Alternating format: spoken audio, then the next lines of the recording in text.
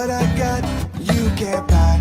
It resides between my eyes. Walked through the fire, came out better on the other side. See, life's like a beach if you find the sand. And right now, I'm feeling like 100 grand. You are listening to Inspired Insider with your host, Dr. Jeremy Wise. Dr. Jeremy Wise here. I am the founder and host of InspiredInsider.com, where I talk with inspirational entrepreneurs and leaders. Today is no different. And this is a special episode. I am actually interviewing founders and CEOs live at the Sweets and Snacks Show. And so check it out. We have some amazing companies featured. Check this episode out. And before I get to that, this episode is brought to you by Rise 25. At Rise 25, we help businesses give to and connect to their dream 100 relationships. How do we do that? We help you run your podcast. We are an easy button for an organization or business to launch and run your podcast. I've been podcasting for over a decade now. You know, for me, the number one thing in my life is relationships. I'm always looking at ways to give to my best relationships. And I found no better way to do that than to profile the people and the companies I most admire, feature them on my podcast, and shout from the rooftops what they're working on and what they're doing. So if you've thought about starting a podcast, you should. If you have questions, you can go to rise25.com or email us support@rise25.com to learn more. Now, check out today's episode. Live from the Sweet and Snack Show.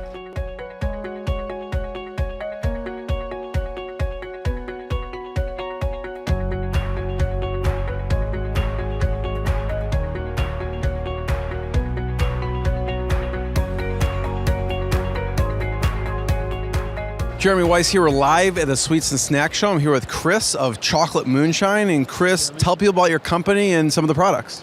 Well, thank you for being here with us. We are a luxury chocolate maker. We've been producing chocolates and fudge for about 30 years now. The brand is Chocolate Moonshine. And what we produce are handcrafted, handmade confections with French and Belgian chocolate or bean to bar chocolate. What you're looking at right there is a hand-cast pina colada that's made with 34% Jamaican rum. That's made with fresh pineapple, fresh coconut. My mouth is watering just talking about it. It is absolutely off-the-chart delicious. On this line, we do about 20 flavors that are alcohol-infused. We do 30 flavors without alcohol. If it is alcohol-infused, it's cooked off, so it's legal, but it has that incredible rum taste or bourbon or whiskey or Irish cream flavor. What are some of the fan favorites as far as the alcohol-infused? Probably the top few are black cherry bourbon. That's 54% distilled bourbon. That's crushed black cherries. We have a smoked whiskey piece. And then we have a rum runner, which is 36% Jamaican rum. So those are some of the biggest ones.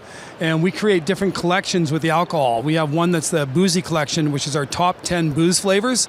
We have a distillery collection, which is 2 each of our top 5 flavors. And those equal about 50% of our total sales. People love the alcohol. It's fun. It's delicious. And they're not getting drunk, but they're enjoying the experience. So where can people find it? Where do they get it? Well, if you go to a show, whether it be a craft show, for the last 3 days, we were just at an anime show here in Chicago at Rosemont Convention Center. We served an average of 600 customers a day at that show. We sold several thousand pounds of confections. And we do approximately 100 shows a week on our busy weeks. We do about 2,000 shows a year. And then we do trade shows like this, where we're engaging with a retailer, a high-end specialty retailer is where you'll find our products, but at quite a few shows too. We have a network of several hundred people that sell our product nationwide through shows, through events, through pop-ups. They may go into a retailer location, a prestigious grocery store, and you'll see our product in the grocery store, and they're there for 4 days. They sell and they're gone. So Chris, what's your background? Well, it's interesting. I became a health fanatic when I was 15 years old, decades ago, and I used to lecture on weight loss, weight gain, and I would travel around with other people. And at one of those lectures, it was at Hanscom Air Force Base, and the moderator of the lecture said, "Okay, break time." And we've got jelly donuts and croissants in the back, and people get up and they march to the back like, oh my gosh. You know, we're trying to help them learn and teach about their weight, and they're eating jelly donuts and croissants. I said, all right, I'm going to give people something they want, but it's going to be healthier for you. So our items are made oftentimes with organic ingredients. They're all natural ingredients. They're made with lower amounts of sugar, and they're made with finer processing ingredients as close to nature as you can get them. And we have a cult-like following. People just love it. They have fun, and they know it tastes better.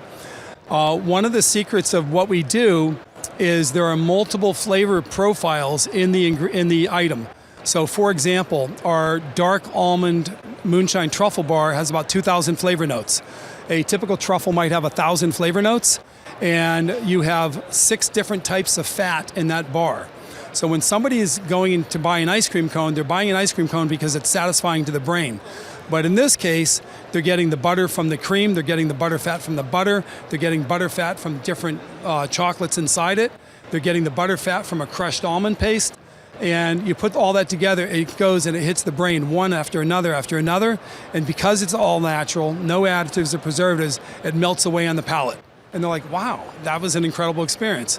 And that's just one bar, and we do 50 bars. So it's a really fun experience. At what point did you decide I'm going to start a business out of this? Literally at Hanscom Air Force Base, going on almost 40 years now.